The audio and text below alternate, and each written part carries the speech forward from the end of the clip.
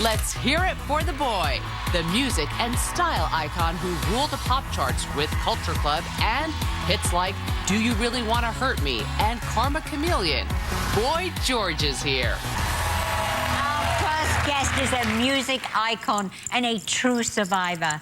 As the lead singer of the 80s supergroup Culture Club, he sold more than 100 million singles and 50 million albums thanks to hits like Karma Chameleon, Do You Really Want to Hurt Me, and Miss Me Blind, and so many more. Now he's released his first studio album in 18 years, entitled This Is What I Do. Please welcome the very brilliant, the one and only Boy George.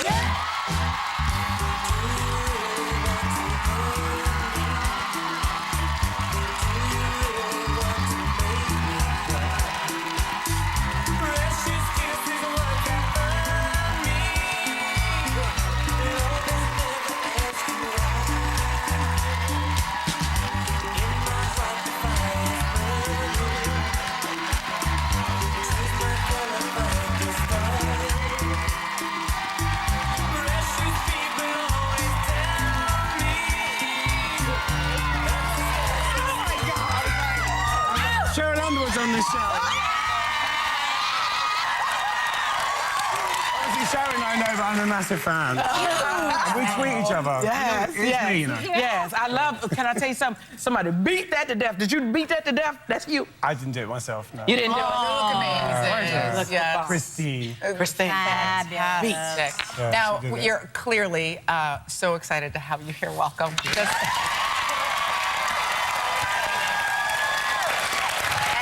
And you have such an incredible history in the music business. I don't know if you were listening earlier when we were talking about One Direction and whether they were bigger than the Beatles. So what's your opinion about whether they're bigger than the Beatles? I was going to say, not in my house.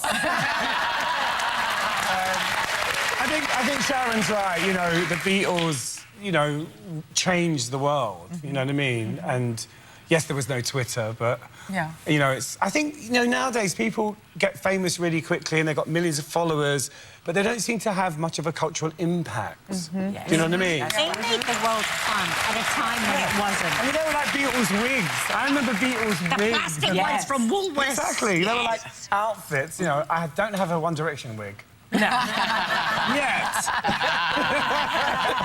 But, you know, they're huge. I mean, obviously they're huge, but, you know, it's always a dangerous thing to compare yourself with the Beatles. Yes. Really?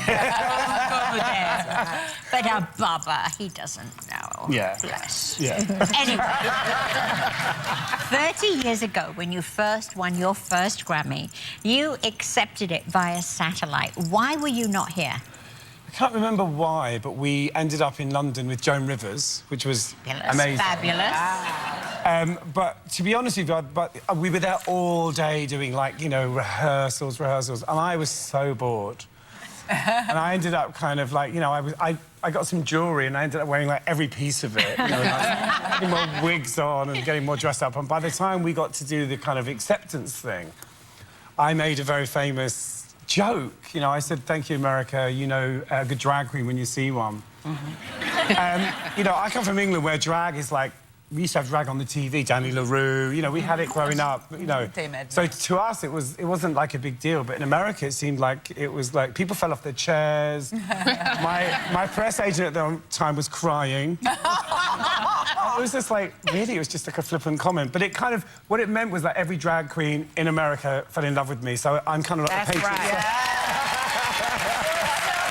It's so true. I mean, when you hit the scene here, I remember it in Culture Club, and you guys were different than anybody, especially you. You taught teenagers that it's okay to be who you are. You must be so proud of that. Yeah, my thing was never just about sexuality. It was just about anyone who felt different, you know, because I kind of grew up, you know, being called names at school and all of that, and so kind of, you know, from an early age, I kind of knew I was different, even before I really knew what was wrong. Well, nothing's wrong. Nothing's wrong with you. You're you just know, like different. kids have this ability to kind of, you know, poke you where it hurts, and so I grew up with that. So when I kind of started making music, I wanted to kind of create this sort of worldwide club of outsiders, if you like, you know, anyone that was different. That's right. Which you did. That's right. Yeah. look. Now, you've never been one to hold back on your thoughts. You had a very public feud with George Michael. Now, what was that feud over, and have the two of you made up? Do you know what? I think every pop star has a nemesis, right? It doesn't matter who you are. And mine, for a minute, was George Michael, because he was called George. And he was English, and, you know, we kind of followed each other. You know, it was like, he'd have a record out, and it might go to #1, and mine might go to #2. So I had a little bit of a kind of moment where I kind of blamed him for everything that went wrong in my life. But now, you know, I mean, obviously now as I'm a little bit older and a bit more grown up, obviously I can appreciate what a brilliant artist he is. And, you know, I mean, I bought his records over the years. Same with Madonna. I mean, I said mean things about her, but I always bought her records, you know. Wait,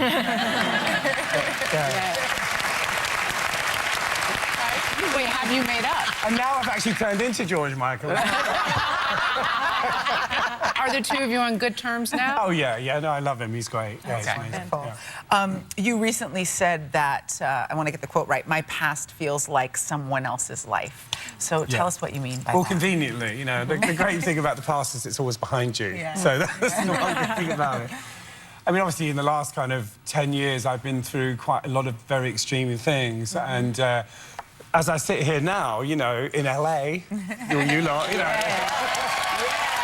It just, you know, my life kind of feels so kind of great at the moment and so kind of shiny and, you know, just bubbly, and it's just hard to imagine where I was, you know, kind of 6 years ago, 7 years ago. You know, I was in active addiction and, you know, it's just weird. Recovery is really strange, you know, because you kind of go through, you know, these kind of changes and it kind of takes a while, and then suddenly it feels like you look at your past and you think, how could I have ever been like that? How could I have ever gone to work like that?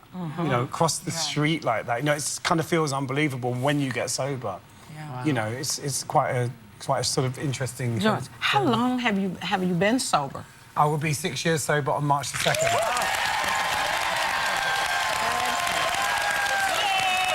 Do it. Well, you know, the thing about me, I don't know if it's me or just men in general, but when it comes to creativity, I'm really think on my feet. But when it comes to self-development, it takes me quite a while to get it. And I've had quite a few sort of universal bangs on the head.